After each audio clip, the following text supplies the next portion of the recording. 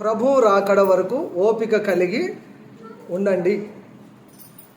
వ్యవసాయదారుని వలె ఓపిక కలిగి ఉండండి.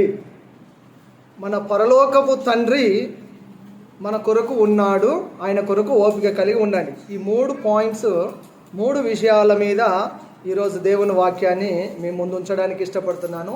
ఒక 25 నుంచి 30 నిమిషాల లోపు ఈ వాక్య భాగాన్ని మనం వినడానికి ఆసక్తి కలిగి ఉందాం. దేవునికి స్తోత్రం, హల్లెలూయా.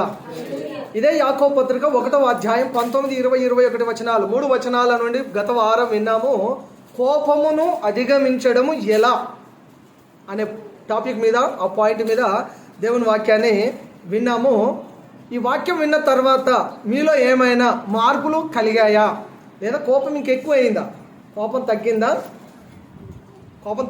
కోపము పెరిగిందా? కోపం తగ్గింది. అంటే చీటికి మాటికి అవసరం ఉన్నా అవసరం లేకపోయినా ప్రతిదానికి కోపపడకూడదు అనే విషయం మీకు అర్థమైందా? దాన్ని ఆచరణలో పెడితే చాలు. హల్లెలూయా.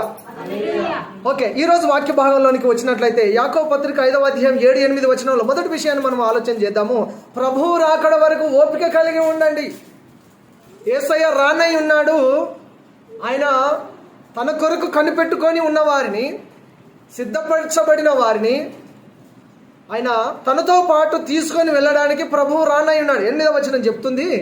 8వ వచనం, ప్రభువు రాక సమీపించి ఉన్నది గనుక మీరును ఓపిక కలిగి ఉండండి, మీ హృదయములను స్థిరపరచుకొనండి. యేసయ్య రాకడ మునుపు, యేసు రాకడ సమీపిస్తున్న కొలది మనుషులు ఎలా ఉంటారట?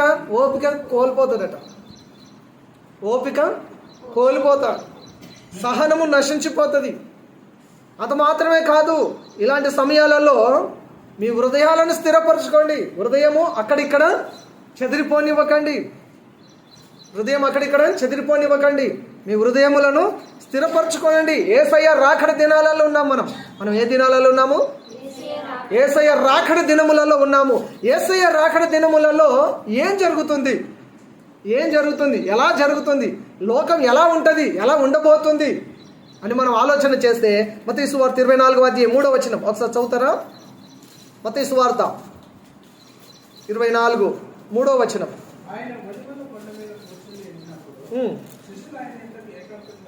వచ్చి నీ రాకడకు ఈ యుగ సమాప్తికి సూచన లేవి మాతో చెప్పుమనగా. ఈ రాకడ దినాలలో ఉన్న మనము యేసయ్య రాకడకు ముందుకు ఏం జరగబోతుంది, ఆయన రాకడకు సూచనలు ఏమైనా ఉన్నాయా అని మనం వాక్యంలో తరచు చూసినప్పుడు యేసయ్య చెప్తున్న మాటలు, ఎవడును మిమ్మును మోసపరచకుండా చూచుకొనండి అని చెప్తున్నాడు. తర్వాత మీరు చదువుకుంటూ వెళ్తే 14, 15, 16 వచనాల వరకు చూసినప్పుడు మొదటిగా మోసపుచ్చేవారు వస్తారట. మోసపోకండి, దేవుడు వెక్కరింపబడడు. మోసపోకండి, దుష్ట సాంగత్యం మంచి నడవడిని చెరిపేస్తుంది. మోసపోకండి, మోసం చేయకండి, మోసపరచబడకండి. ఎవడును మిమ్మల్ని మోసపరచకుండా చూసుకొనండి, నేనే క్రీస్తునని పలువురిని మోసపరిచేవారు వస్తారట. నేనే క్రీస్తును, నేను చెప్పిందే జరుగుతుంది, నేను ప్రార్థన చేస్తే ఇట్లా జరుగుతుంది, మా చర్చికి వస్తే ఇలా వస్తుంది, నన్ను నమ్మండి, ఇలాంటి మాటలు చెప్పి మోసపరిచేవారు అనేకులు సమాజంలో ఉన్నారు. అనేకులు బయలుదేరారు. అలాంటి వారు మీ దగ్గరికి వస్తే వారి మాటలు విని మోసపోకండి, నేనే క్రీస్తునని పలువురిని మోసపరిచేవారు వస్తారట. నెక్స్ట్ ఆయన రాకడకు సూచనలు ఏంటంటే యుద్ధ సమాచారాల గురించి వింటారట. యుద్ధ సమాచారాల గురించి వింటారు. రష్యా ఉక్రెయిన్ యుద్ధము అది జరుగుతూనే ఉంది. ఇజ్రాయేల్ పాలస్తీనా యుద్ధము జరుగుతూనే ఉంది. ఇండియా పాకిస్తాన్ యుద్ధము జరుగుతూనే ఉంది. యుద్ధాలు జరుగుతూనే ఉన్నాయి. సమాచారం వినడం కాదు, యుద్ధాలు జరుగుతూనే ఉన్నాయి. మొన్న ఒక యుద్ధం జరిగింది, ఇండియాకు పాకిస్తాన్కు జరిగిన యుద్ధము. టూర్కు వెళ్ళినా, పిక్నిక్ వెళ్ళినా, లేదా హనీమూన్కి ఎక్కడికో వెళ్ళిన ఒక జంటను ఆ పురుషుడు కాల్ చేస్తే ఒక యుద్ధము స్టార్ట్ అయిపోయింది. యుద్ధం ప్రకటించారు. యుద్ధాలు జరుగుతున్నాయి. కారణం ఏదైనా కావచ్చు, కానీ యుద్ధం మాత్రము జరుగుతూనే ఉంటుంది. యుద్ధ సమాచారాల గురించి మీరు వింటారు. జనం మీదకి జనము, రాజ్యం మీదకి రాజ్యము లేస్తుంది. మనం ఏ దినాలలో ఉన్నాము? రాకడ దినాలలో ఉన్నాము. ఈ దినాలలో ఏం జరుగుతుంది అంటే పలువురిని మోసపరుస్తారట. క్రైస్తవులు మోసపోకుండా చూసుకోవాలి. యుద్ధాలు, యుద్ధ సమాచారాల గురించి వింటారని వాక్యం చెప్తుంది. జనం మీదకి జనము, రాజ్యం మీదకి రాజ్యం లేస్తుంది. కరువులు, భూకంపాలు కలుగుతాయి. క్రైస్తవులను శ్రమల పాలు చేసి చంపుతారు. సకల జనుల చేత సంఘము, సేవకుడు, విశ్వాసులు, క్రైస్తవులు ద్వేషించబడతారు. సకల జనముల చేత ద్వేషించబడతారు. భయపడకండి, భయపడకండి, ప్రభువు మనతో ఉన్నాడు. హల్లెలూయా. అందుకని ఆయన చెప్పాడు, మీ హృదయములను స్థిరపరచుకోనండి, కలవరపడకుండా మీ హృదయాలను దిట్టపరచుకోండి, మీ హృదయాలను ప్రభువు వైపు తిప్పండి, ప్రభువు మీద దృష్టి పెట్టండి. ఇవన్నీ జరుగుతున్నప్పుడు భయపడకండి, ఆయన రాకడ సమీపముగా ఉన్నదని గుర్తుపెట్టుకోండి. యేసయ్య రానై ఉన్నాడు అని మనం గుర్తుపెట్టుకోవాలి. మన జూన్ 12వ తారీఖు ఎయిర్ ఇండియా ఫ్లైట్ అహ్మదాబాద్లో ఒక మెడికల్ కాలేజ్ మీద కుప్పకూలిపోయింది. 250 మంది కంటే ఎక్కువ మంది చనిపోయారు. ముక్కలు ముక్కలుగా, పీసులు అయిపోయారట. DNA టెస్టులు చేసి ఆ ముద్దను వాళ్ళకు పంపిస్తున్నారు. ఫోన్లు కాలిపోయి పేలిపోయాయి, మనుషులు పేలిపోయారు, ముక్కలు అయిపోయారు, మొత్తం నుజ్జు అయిపోయారు. యాక్సిడెంట్ అయితేనైనా ఒక భాగము, ఏదో భాగము దొరుకుతుంది, కానీ అక్కడ ఏమి లేదు. మొత్తము పీసులు మాంసం ముద్దలుగా మారిపోయారు. ఎందరో మరణించారు. రేపేం సంభవించినో మనకు తెలియదు కనుక జాగ్రత్తగా ఉండాలి. రేపేం జరుగుతుందో మనకు తెలియదు. రేపు నా కొరకు ఉన్నది కదా, రేపు బ్రతుకుతాను, ఎల్లుండి బ్రతుకుతాను, రేపు ఈ పని చేస్తాను, ఎల్లుండి ఈ పని చేస్తాను అని వాయిదాలు వేయొద్దు. రేపేం సంభవించినో నీకు తెలియదు. నేడు అనే సమయం ఉన్నప్పుడే మనం ప్రభువు కొరకు బ్రతకాలి. నేడు అనే సమయం ఉన్నప్పుడే నీ సమయాన్ని దేవునికి ఇవ్వు. నేడు అనే సమయం ఉన్నప్పుడే నీ సమయాన్ని కుటుంబం కొరకు ఇవ్వు. నేడు అనే సమయం ఉండగానే నువ్వు సంపాదిస్తావా, ఏదైనా కడతావా, ఏదైనా నిర్మిస్తావా, ఏదైనా సాధిస్తావా? అన్నిటినీ నీ సమయం ఉన్నప్పుడే చెయ్యి. నీ సమయం ఉన్నప్పుడే అన్నిటినీ నువ్వు నెరవేర్చు. భయంకరమైన సంఘటనలు జరుగుతూ ఉన్నాయి. ప్రతిరోజు ఇలాంటి ఎన్నో మరణ వార్తలను మనం వింటూ ఉన్నాము. వీటన్నిటిలో మనం ఓపికగా కనిపెట్టుకొని ఉండాలి. అంతం వరకు సహించిన వారు రక్షించబడతారట. హల్లెలూయా. 24వ అధ్యాయం 13వ వచనం చెప్తుంది, అంతం వరకు సహించిన వాడేవుడో వాడే రక్షించబడును. ఈ రాజ్య సువార్త సకల జనములకు సాక్షార్థమై లోకమంతటను ప్రకటింపబడును. అటు తర్వాత అంతం వచ్చును. సువార్త అంతటా వ్యాపించిన తర్వాతనే అంతం వస్తుంది. అంతవరకు మనము ఓపిక కలిగి ఉండాలి. మొదటి విషయాన్ని మనం వింటూ వచ్చాము, ఆయన రాకడ సమీపముగా ఉన్నది. ప్రభు రాకడ వరకు ఓపిక కలిగి ఉండండి.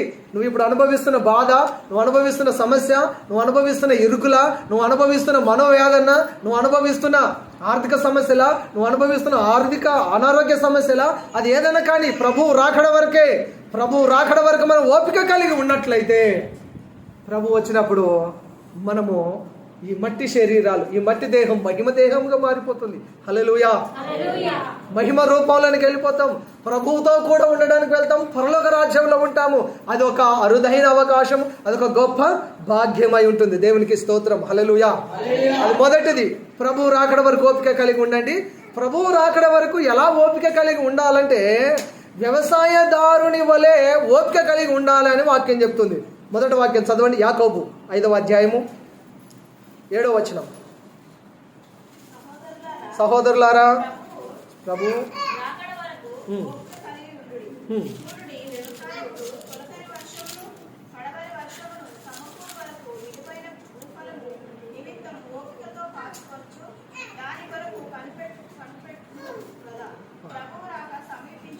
చాలా అక్కడ చాలా 7వ వచనంలో మనం చూస్తాము, వ్యవసాయదారుడు లేదా వ్యవసాయకుడు తొలకరి వర్షము కడవరి వర్షమును సమకూడు వరకు విలువైన భూఫలము నిమిత్తము ఓపికతో కాచుకొనుచు దాని కొరకు కనిపెట్టును గదా.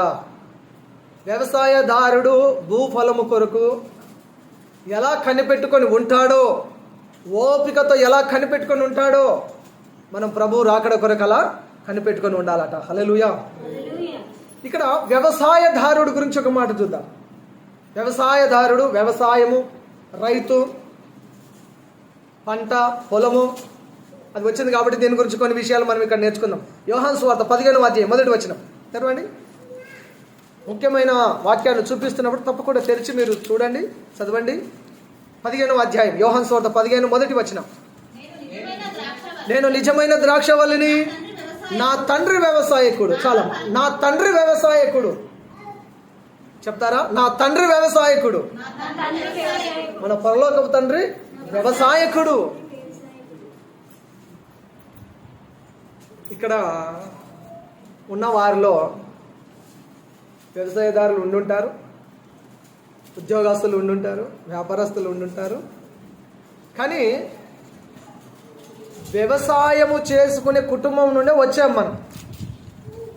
ఈ జనరేషన్ పిల్లలు వ్యవసాయము చేసే తల్లిదండ్రుల నుంచి వచ్చారో రాలేదో కానీ, అంటే అనేకులు వ్యవసాయం ఇప్పుడు చేయట్లేదు.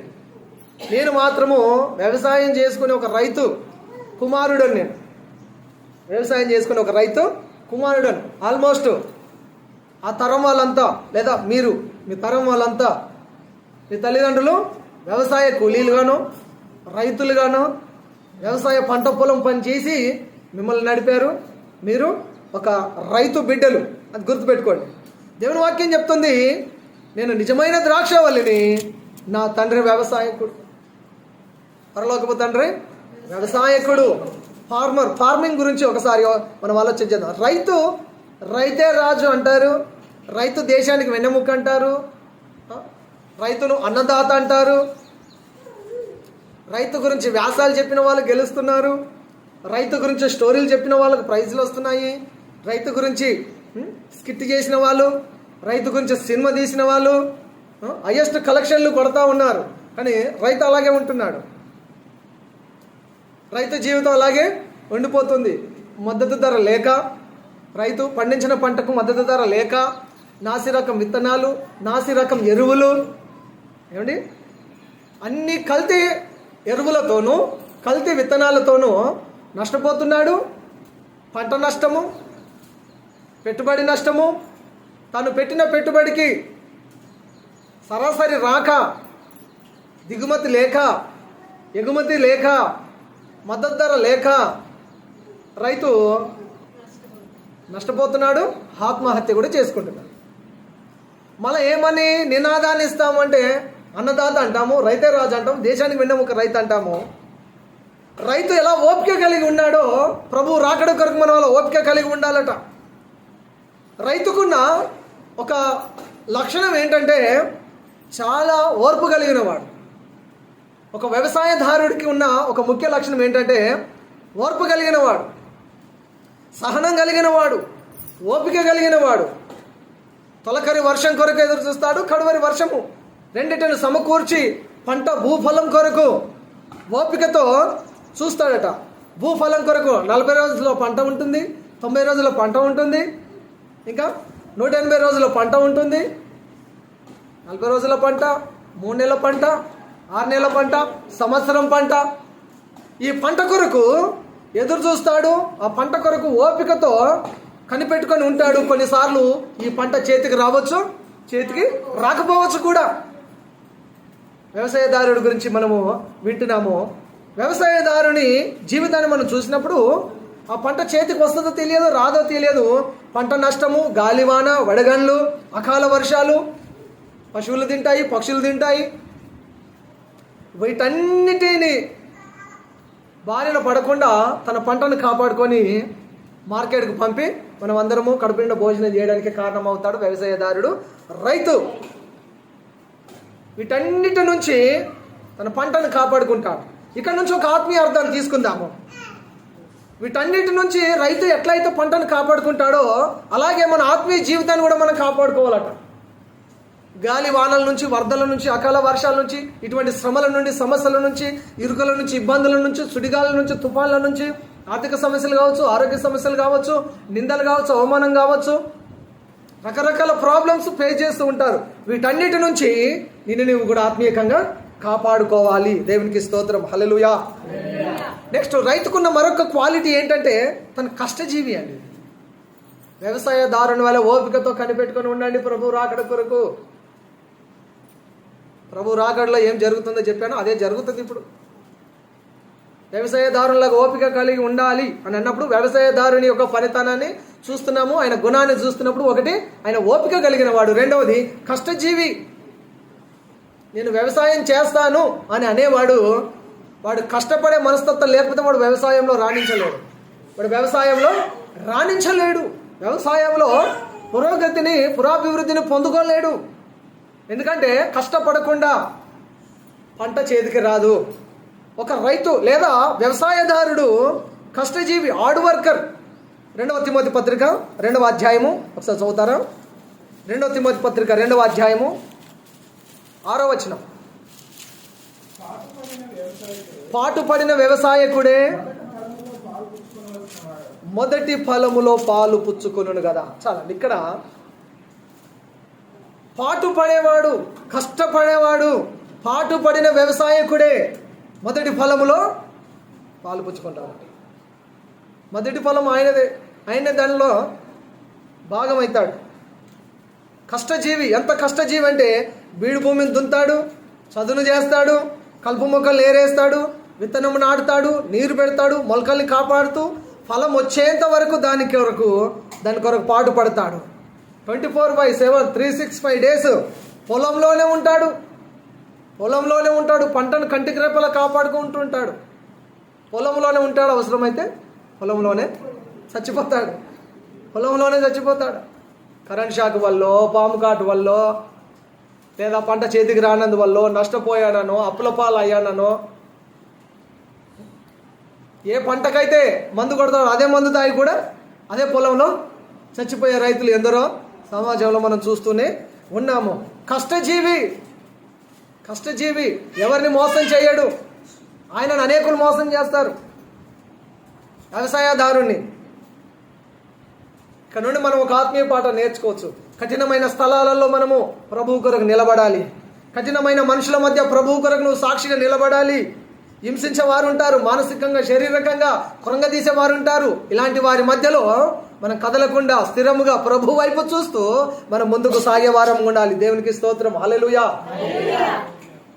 హెబ్రీ పత్రిక 12వ అధ్యాయం 1వ వచనం 2వ వచనం చెప్తుంది, విశ్వాసమున కర్త అయిన యేసు వైపు చూచుచు ఈ మన ముందు ఉంచబడిన ఈ ఆత్మీయ క్రైస్తవ జీవితం అనే ఈ పరుగు పందెంలో ఓపికతో పరిగెత్తాలి. ఓపికలో అద్భుతాన్ని చూడగలుగుతాం. దేవునికి స్తోత్రం, హల్లెలూయా. ఆదికాండం 26వ అధ్యాయం 12వ వచనంలో ఇస్సాకు ఆ సంవత్సరం పంట వేసి 100 ఫలం పొందాడు.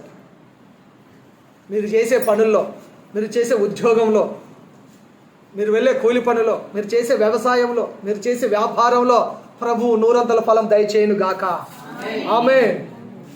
నెక్స్ట్ చివరిది, మొదటిది ప్రభు రాకడ వరకు ఓపిక కలిగి ఉండండి, అది మొదటిది.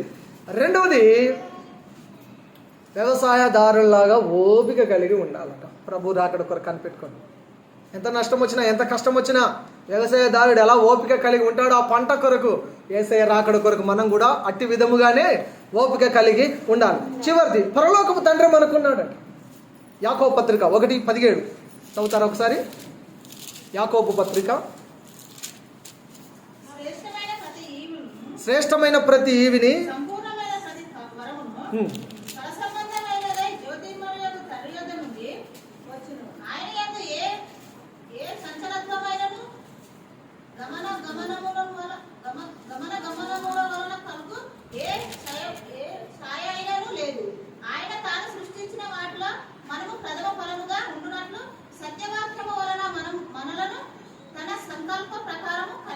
చాలు. పరలోకపు తండ్రి మనల్ని కన్నాడు, తన రక్తాన్ని ఇచ్చి మనల్ని కొన్నాడు. పరిశుద్ధమైన రక్తాన్ని చిందించి